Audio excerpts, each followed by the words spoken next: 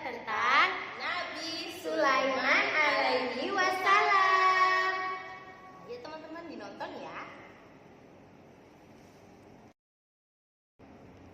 Nabi Sulaiman alaihissalam adalah putra Nabi Daud alaihissalam. Sejak kecil, Nabi Sulaiman taat, rajin beribadah, dan pandai bersyukur. Allah Subhanahu wa Ta'ala mengkaruniakan Nabi Sulaiman alaihissalam menjadi raja dan nabi utusannya. Sejak kecil, ibunya selalu berpesan, "Wahai anakku, jangan banyak tidur di malam hari, karena akan membuatmu menyesal di hari kiamat nanti," kata ibunya kepada Nabi Sulaiman alaihi wasallam.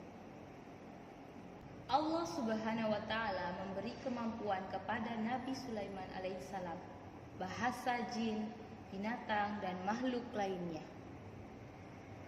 Allah Subhanahu wa Ta'ala juga tundukkan angin menjadi kendaraan Nabi Sulaiman alaihissalam.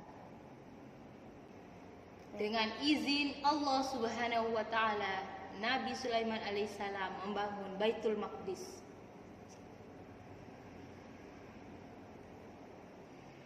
Nah teman-teman, siapa yang mau tahu kelanjutan kisah Nabi Sulaiman alaihi wassalam? Yuk, teruskan nontonnya ya. Iya, sadar. Burung hut-hut bertugas mencari di mana letak sumber air saat itu.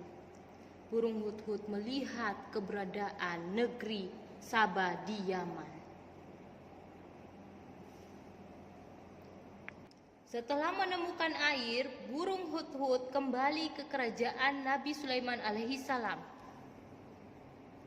Burung hut-hut kemudian melaporkan kepada Nabi Sulaiman bahwa ada sebuah kerajaan di negeri Saba yang ratunya bernama Ratu Bilqis. Mereka menyembah matahari. Lalu Nabi Sulaiman memberikan sebuah surat kepada burung hut-hut untuk disampaikan kepada negeri Saba kepada Ratu Bilqis.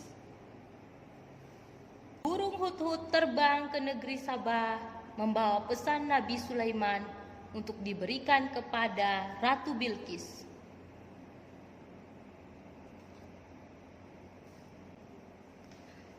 Di dalam surat yang Nabi Sulaiman alaihissalam kirimkan kepada Ratu Bilqis berupa pesan untuk menyembah kepada Allah. Dan jika dia tidak menyembah kepada Allah, maka Nabi Sulaiman akan memeranginya. Dengan ancaman tersebut, Ratu Bilqis kemudian menyuruh pasukannya untuk memberikan bermacam-macam hadiah yang banyak kepada Nabi Sulaiman alaihissalam. Mendapati dirinya diberikan macam-macam hadiah oleh Ratu Bilqis dari negeri Saba, Nabi Sulaiman alaihissalam pun marah dan akan memerangi kerajaan Saba. Nabi Sulaiman yang marah lalu memerintahkan pasukan jinnya untuk mengangkut kerajaan Saba di tempatnya sekarang juga.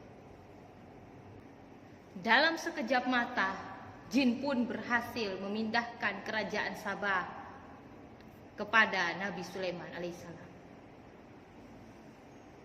Lalu Ratu Bilqis pun mendatangi kerajaan Nabi Sulaiman.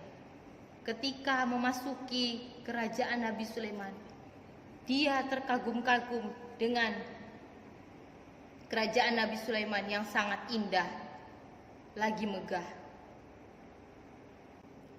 Nabi Sulaiman pun berkata kepada Ratu Bilqis, "Tidakkah kau ingat dengan kerajaanmu sendiri, wahai Ratu Bilqis?"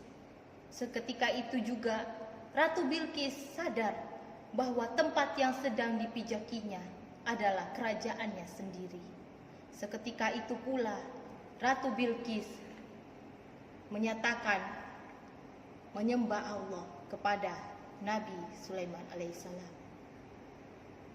Ratu Bilqis pun menjadi seorang muslim. Nah teman-teman, itu tadi cerita tentang Nabi Sulaiman Alaihi wasallam. Masya Allah ya teman-teman ya, ceritanya sangat luar biasa.